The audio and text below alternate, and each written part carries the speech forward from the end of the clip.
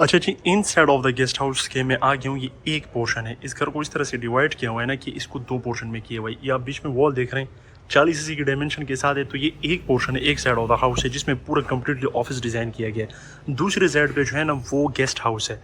तो अभी मैं फिलहाल आपको ये एक पोर्शन दिखा रहा हूँ, एक एरिया ऑफ द हाउस दिखा रहा हूँ। फिर इस पर डिपेंड करता है कि मिसाल के तौर पर अगर आप लोग टोटल इसको रेंट आउट करना चाहें, it's totally up to you. अगर आप लोग मिसाल के तौर पर एक पोर्शन रेंट आउट करना चाहें जो कि एक गेस्ट हाउस का पोर्शन लगा हुआ है रेंट पे, तो वो आप वो भी कर सकते हैं। अच्छा, ये अभी इसकी मेन एक्सेस है। मैंने आप लोगों को गैराज एरिया दिखा दिए तकरीबन। अगर आप लोग चाहें आराम से, चूँकि स्लाइडिंग में गेट इंशाल्लाह इतना इशू नहीं होगा, 3 से 4 गाड़ियाँ आराम से आप लोग इस पोर्च के अंदर खड़ी कर सकते हैं। नीचे आप लोगों को जो है ना वो टाइल वर्क देखने को मिल जाएगा। अब अंदर ऑफिस है, ऑफिस ऑलरेडी फर्निश्ड है, लेकिन हमें फर्निश्ड की डील नहीं होगी हमारी होगी नॉन फर्निश्ड की डील। आप लोग ऑफिस के इंटीरियर देख लें। इंसान को जब अल्लाह ताला माल देता है तो वो माल आजमाइश भी है और इनाम भी है। आजमाइश कैसे कि अगर वो उसको जमा करना शुरू कर दे, ख्याल का फर्क है ना, फोकस चेंज है इंसान का। अगर फोकस दुनिया है तो जाहिर सी बात है जब भी वो खर्च करेगा उसको तकलीफ होगी, लेकिन अगर फोकस आखिरत है तो जब भी वो खर्च करेगा तो वो इस नीयत से खर्च करेगा कि अल्लाह ने जो माल मुझे दिया था उसको मैं खालिसतन अल्लाह की रजा के लिए खर्च कर रहा हूँ। और जैसे उसने पहले देते हुए कोई कमी नहीं की, तो अब खर्च करने के बाद वो क्या कमी करेगा।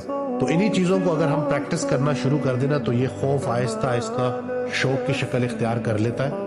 जैसे कि कुरान पाक में ही है कि जो शुहदा है उनका मुकाम अल्लाह ताला ने बयान फरमाया है, और अल्लाह माइंड करता है कि उनको मुर्दा मत कहो, वो जिंदा है और मेरी तरफ से रिस्क हासिल कर रहे हैं। यानी कि जो जिंदा है उनको अल्लाह ताला ये इरशाद फरमा रहा है, जो शहीद हो गए उनको मुर्दा मत कहो। तो अब मुझे बताया कि फिर जिंदा कौन है। तो फर्क सिर्फ फोकस का है कि जिनको अल्लाह के रास्ते का शौक अता होता है फिर वो इतना खर्च करते हैं कि अपनी जिंदगी को भी खर्च कर देते हैं। हम उसी का माल है और उसी की तरफ लौट के जाने वाले हैं। तो बस जरा सी अगर ये बात समझ लग जाए तो ये जो खौफ है ये शौक की शक्ल इख्तियार कर जाएगा। असर के मानी क्या? जमाना, सिर्फ जमाना नहीं, वो जमाना जो तेजी से गुजर रहा है। क्या असर तेजी से गुजर रहा है, तेजी से गुजर रहा है, तेजी से गुजर रहा है। गाफिल तुझे घड़ियाल ये देता है मनादी, गर्दू ने घड़ी उम्र की एक और घटा दी। आप समझते आज मेरी उम्र 71 बरस हो गई, जब 72 के हो गए 1 साल और उम्र बढ़ गई। अरे बड़ी बड़ी कहां घट रही है। अगर 80 बरस तुम्हारी उम्र कुल होनी है तो 1 साल और घट गया, अगले साल 1 और घट जाएगा। तो ये उम्र बढ़ नहीं रही, घट रही। काफिल तुझे घड़ियाल ये देता है मनादी, गर्दू ने घड़ी उम्र की एक और घटा दी। इमाम राजी ने भी ये वाकया नकल किया है कि वल असर का मफहूम मेरी समझ में उस वक्त आया जबकि मैंने बाजार में एक बर्फ फरोश को चीखते और चिल्लाते हुए पाया, लोगों जल्दी जल्दी मेरा बर्फ खरीद दो वरना मैं तबाह हो जाऊंगा। इसलिए कि वो तो पानी बन जाएगा, फिर क्या कीमत उसकी होगी। इसी तरह ये उम्र जो है उस बर्फ की तरह पिघल रही है, जा रही है।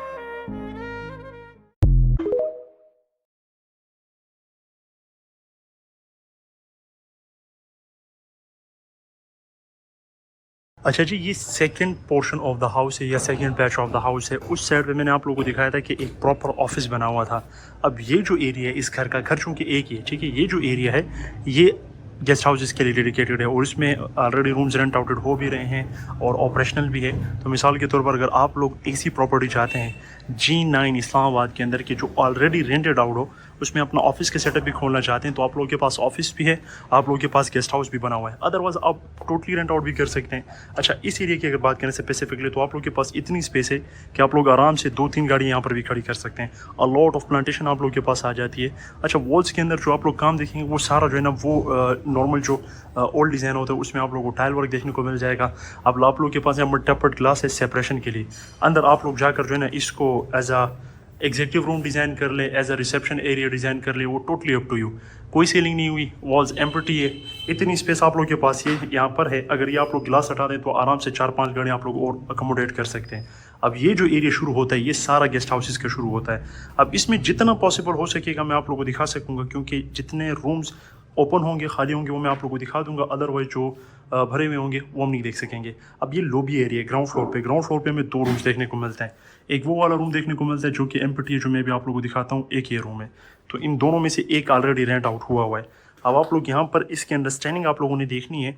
जो रूम मैं आप लोगों को दिखा सका वो भी, जो ना दिखा सका वो भी, क्योंकि ये सारों का सेम साइज़ है। इसमें लाइट काम नहीं कर रही थी तो मैंने आप लोगों के लिए डांसिंग लाइट स्पेशली लगाई हुई है। तो हर एक जो बेडरूम है वो फर्निश्ड है। हमारी डील होगी नॉन फर्निश्ड पर, ठीक है। अगर फर्निश्ड है तो उसकी पॉसिबिलिटी भी बन सकती है। तो यहाँ पर आप लोगों की तकरीबन एक डबल बेड, एक सिंगल बेड आ जाते हैं। नीचे कारपेट बिछा हुआ है। आप लोगों के पास वार्डरोब अलमारियाँ आ जाती है। बैक साइड पे ओपन स्पेस, ये एरिया मैंने आप लोगों को ऑफिस वाली जगह से दिखाया हुआ था। और हर एक बेडरूम के साथ आप लोगों को जो है ना वो अटैच बाथरूम भी देखने को मिल जाता है। टाइल वर्क के इंडियन कमोड है, अराउंड अप टू 6 फुट तक आप लोगों को टाइल देखने को मिल जाती है। उसके ऊपर शीट है और ऊपर सीलिंग पे भी आप लोगों को शीट वर्क ही देखने को मिलेगा। तो ये आप लोगों के पास हो गया बेडरूम नंबर 1, ठीक है। हर एक में LCD या LED आप लोग जो भी कहते हैं वो इंस्टॉल है। अब इसके बाद हम जाएंगे इसके अपर पोर्शन में। उसमें जितने भी रूम्स अवेलेबल होंगे मैं आप लोगों को वो उसको दिखाऊंगा, ठीक है। अच्छा जी, ये upper portion of the house है। Again same lobby, same size में आप लोगों को देखने को मिलती है, लेकिन यहाँ पर हमारे पास बेडरूम जो है वो एक्स्ट्रा हो जाते हैं।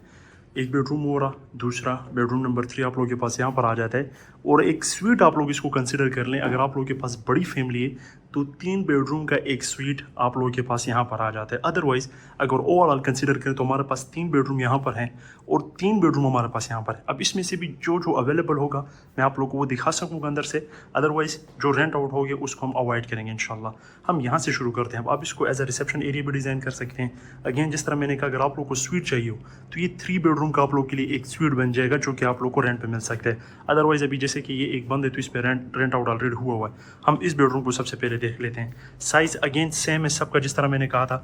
यहाँ पर भी आप लोग को उसी तरह का एक डबल बेड और एक सिंगल बेड देखने को मिलेगा।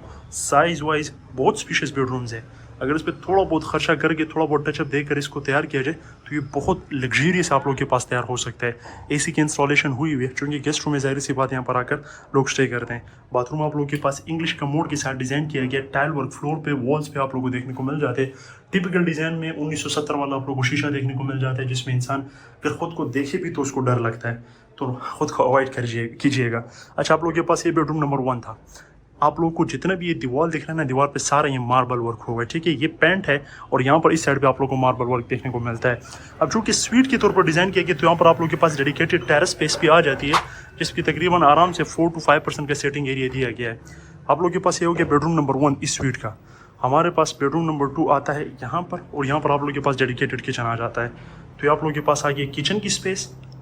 हर एक फ्लोर पे, नीचे वाले फ्लोर पे अपना किचन है, इस फ्लोर पे ये वाला किचन है।